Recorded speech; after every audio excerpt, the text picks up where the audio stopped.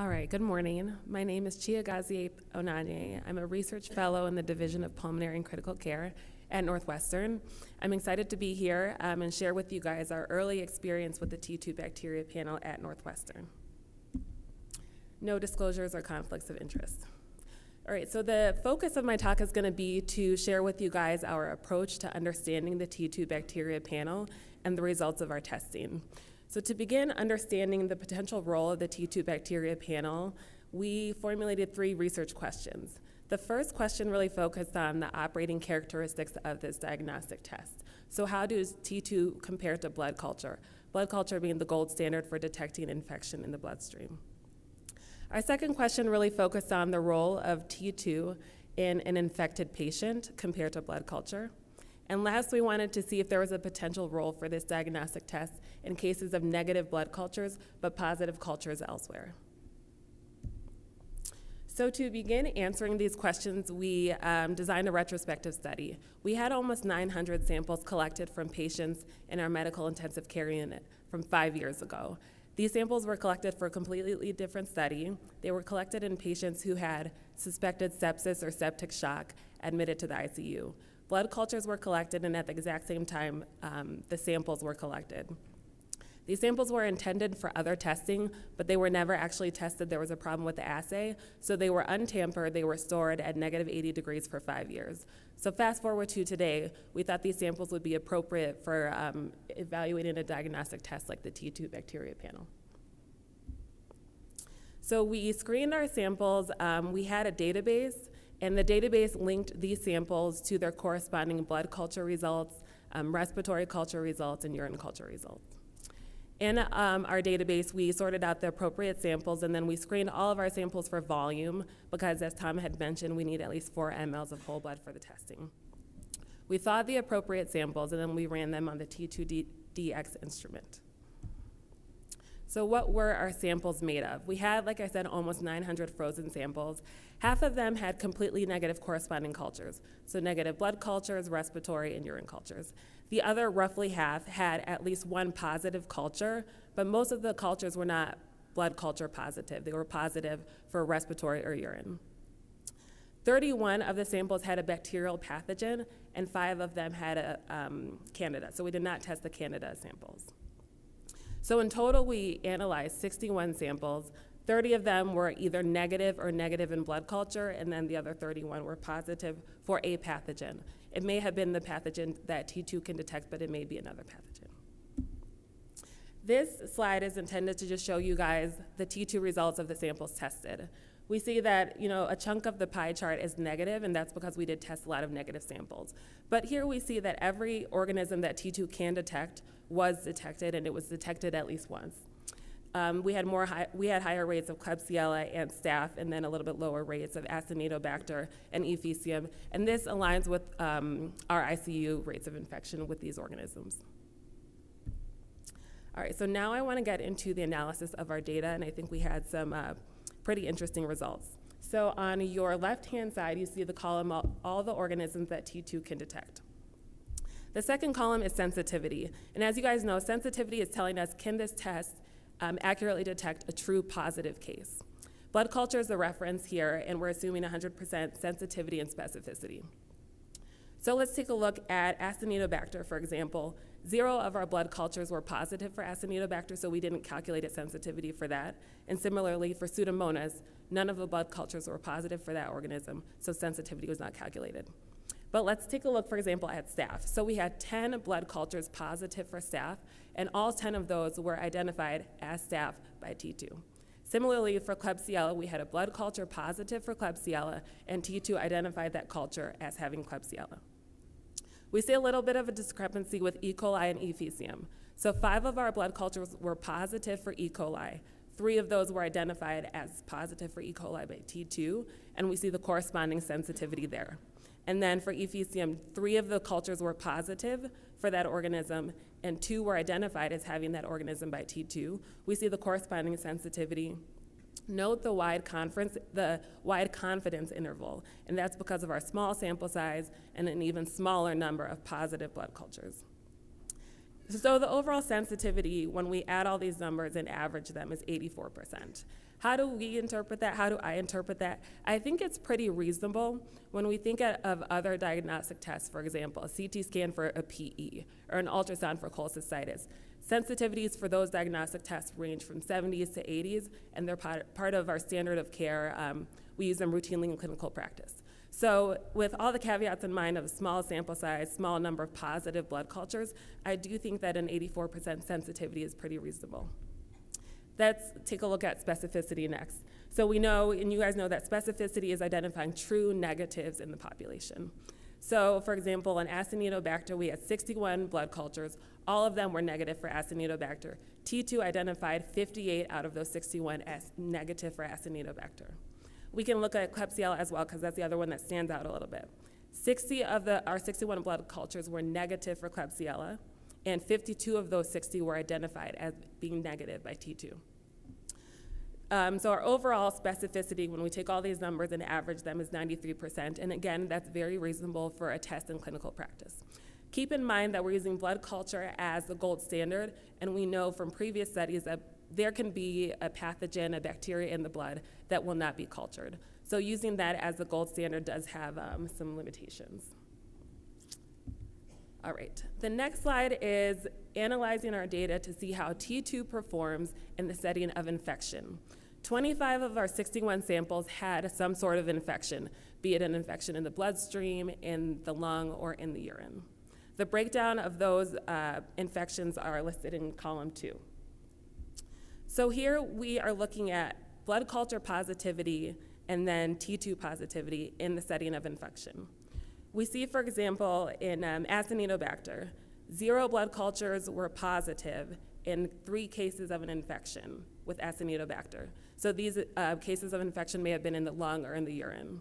And there we see the other culture positive percent agreement is 3. T2 identified 2 of these 3 infections as having Acinetobacter. So what can we say from this line?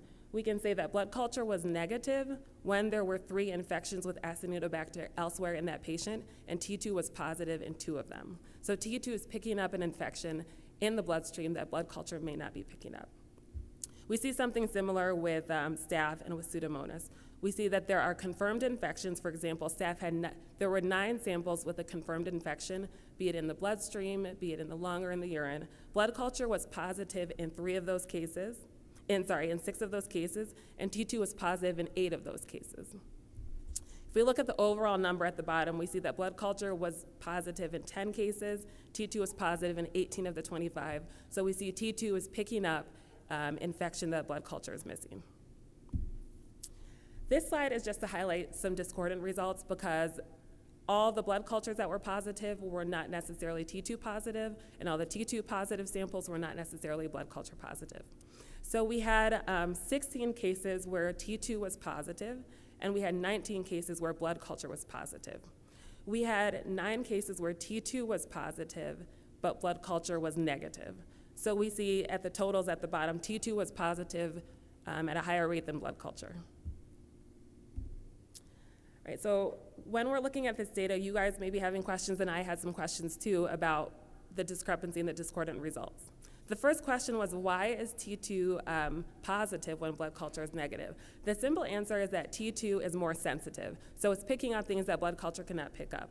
This could be due to antibiotic effect, which limits the bacterial growth and culture, and it may be due to the fact that in polymicrobial infections, some gram-positive growth, for example, may be suppressed by gram-negative growth. That may not result in culture, but that's not affected by T2, so T2 could pick up those organisms. A second question we had is, why is T2 negative when blood culture is positive? And this could be due to a number of reasons. 1, it could be a limitation of the test. And then 2, our samples are 5 years old. They were stored at negative 80 degrees. We don't know what impact that had on our results. A third question that came up for us was, why is T2Bacteria positive for some respiratory cultures but negative for others? A lot of the cases in which T2 was negative for respiratory cultures, the organism grew out in blood culture at less than 15,000 CFUs per ml. So pretty low rate of growth. It may have been a contained infection, had not disseminated into the bloodstream, therefore T2 did not pick it up. There were cases that respiratory culture was positive, and T2 identified that. Is that due to poor antibiotic management of that infection? Is it due to just a higher colony count disseminating into the bloodstream? We don't have the exact answers, but these are some of our thoughts when analyzing our data. All right, so data is good, but we also like to see if we can apply this to clinical practice. So I chose some cases from the samples that we tested to really highlight how T2 could potentially impact our clinical decision-making, our decisions at the bedside. The first case is a 73-year-old female with cancer who is being treated, and she was in the hospital for pneumonia. She was in the hospital for a long period of time, and on day 12, she had a blood culture positive for Pseudomonas.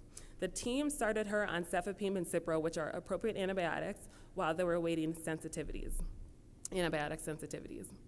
Subsequent blood cultures after she was started on antibiotics were negative. So, we assumed that she was successfully treated for this bacteremia. In any case, she deteriorated, she developed septic shock and was intubated. So on day 17, while working up the etiology of her septic shock, she got a respiratory culture. The respiratory culture grew 100 CFU of Achromobacter and 100 CFUs of Pseudomonas. So this is a very unimpressive respiratory culture. By no means would we say she had a pneumonia. We do need to look at her amylase level and her neutrophils, but pretty unimpressive. Antibiotics were not changed. We have a sample from this day, 5 years ago. We tested this sample with our T2 test, and the sample was positive for Pseudomonas. Blood cultures were negative on that day.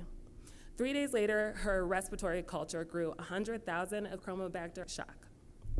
She was a very sick patient, regardless, and we're not sure if the outcome would have changed, but this highlights a very unique role of T2 when cultures are negative. Second case is a 71-year-old female who had ESBL UTI that developed into urosepsis. She was in the hospital for a very long time, and on day 154, she was being treated for this ESBL E. coli sepsis with meropenem and linezolid, so pretty big antibiotic guns. Her respiratory culture on that day grew E. coli 100,000 CFU and then Acinetobacter 100,000 CFU. We have a sample from that day that we analyzed with our T2 test, and that was positive for Acinetobacter. Blood culture on that day was negative. 2 days later, the team added tobramycin to cover Acinetobacter based on sensitivities. And a few days later, her respiratory culture grew a much better looking culture, so 2,000 E. coli, 900 Acinetobacter. She was discharged several days later on dialysis, but she did survive her hospital stay. So what was the role of T2 in this case, or what could have the potential role been? T2 identifying Acinetobacter, but not identifying E. coli, could have been a signal that Acinetobacter was not being effectively treated. E. coli was susceptible to carbapenem, and the patient was on meropenem, so she was being appropriately treated. But Acinetobacter was resistant to carbapenems, so the team adding tobramycin was effective, was the appropriate step, and we see a much better culture a few days later. So this highlights the role of T2 in identifying potentially resistant pathogens in a patient. Our third case is a 60-year-old gentleman with lymphoma in the MICU, and he was diagnosed with pneumonia. So he was being treated for this pneumonia, and he was also being treated for a VRE bacteremia with linezolid and Bactrim. Day 14, the culture for his pneumonia, the respiratory culture, grew 100,000 Acinetobacter, resistant to meropenem, Bactrim, Zosyn, and Doxy. Our T2 on that sample on that day was negative. Blood cultures were also negative. A few days later, our respiratory culture grew Acinetobacter again with the same colony counts, and the patient was eventually discharged. So in this case, T2 was negative and our blood cultures were negative. What is the take-home point, or what is the potential role for T2 in this situation? It did not detect Acinetobacter in a patient that was being treated appropriately. So we could take away from this, if our T2 is negative when our patient is being treated for an infection with appropriate antibiotics, that might be a signal to stay on the course and continue antibiotic therapy, that the infection in the lung has not disseminated to the bloodstream. Fourth case, we have this and then one more. Fourth case is a 74-year-old female with underlying lung disease. She had COPD and she had multi-drug resistant organisms that she was colonized with. So not a good situation to start out with. She was in the hospital again for another pneumonia. The respiratory culture for her pneumonia grew out 2,000 colonies of MRSA and then 15 of Acinetobacter resistant to cefepime and carbapenems. T2 identified Acinetobacter in the blood. And again, this was a sample drawn 5 years ago that we tested recently. Blood culture was negative. Because she had known colonization with all these multi-drug-resistant organisms, the team did not treat it, and ID was consulted to recommend also not treating because that would probably cause her to acquire organisms that had other resistance patterns. So she wasn't treated. A few days later, unfortunately, she developed an Acinetobacter bacteremia and passed away. T2's identification of this Acinetobacter in the blood could have been telling of the fact that this was more than colonization, and this was in fact an organism that needed to be treated. It was not contained in the lung. It wasn't just another episode of colonization. So last case is a 25-year-old female, and she was in the hospital for some GI issues. She was on empiric vancomycin and Zosyn. While in the hospital, she developed a pneumonia. She was already on vancomycin and Zosyn, so antibiotics were not changed. Her respiratory culture grew Pseudomonas, 15,000 colonies, and then 1,000 of Klebsiella, both pan-sensitive. So she was appropriately treated. T2Bacteria result was negative that day from the sample from that day, and blood culture was negative. So similar to our other case, when T2 is negative, this may be telling us that the patient is being appropriately treated for an infection in the lung, and antibiotics don't need to be changed. She did well. She was in the hospital for a while for her GI issues, and then she was discharged. So a lot of cases, a lot of, I guess, interesting takeaways from that. I thought it was exciting to see the role of T2 in those cases where culture didn't give us enough information. What is the potential clinical impact of the T2Bacteria panel? First, I would say that a positive T2 result may add timely information. We have a lot of patients in the intensive care unit who look like they are infected. They have sepsis, septic shock, but all of our cultures are negative. In this instance, T2 provides additional information in a timely manner that could alert us to the fact that this patient does have an infection with one of these six organisms. We should continue pursuing identification of the site of infection and source control. Another takeaway point that I thought would be helpful is that a positive T2 may be a marker of more serious disease. As we saw in our cases, some patients had a localized pneumonia that did not disseminate to the bloodstream. T2 was negative. There were some patients who did have a pneumonia, and T2 was positive. And is that telling us that we need to change our antibiotics, that we need to be more aggressive with our source control? I would say that T2, in our results thus far, are suggesting to pursue a more aggressive management when the result is positive. A persistently positive T2 may be an indicator of poor source control. So we saw in the first case, the patient had a Pseudomonas bacteremia, and then they were treated with antibiotics. Blood cultures were negative, but T2 was still positive. So what that can tell us is that the infection actually is not completely eradicated. We still need to pursue additional antibiotics, maybe better source control, despite the negative culture. And then lastly, and this kind of reiterates the points, T2Bacteria RUO positive results may prompt consideration of more targeted antibiotic therapy. The fact that we have a positive test may tell us that we are not successfully treating the infection with the current antibiotics. All right, so that was our data, that was our analysis, that was my interpretation and some, I thought, exciting points to take home. Thank you for your attention, and we can take questions now, I believe. Yep, thank you.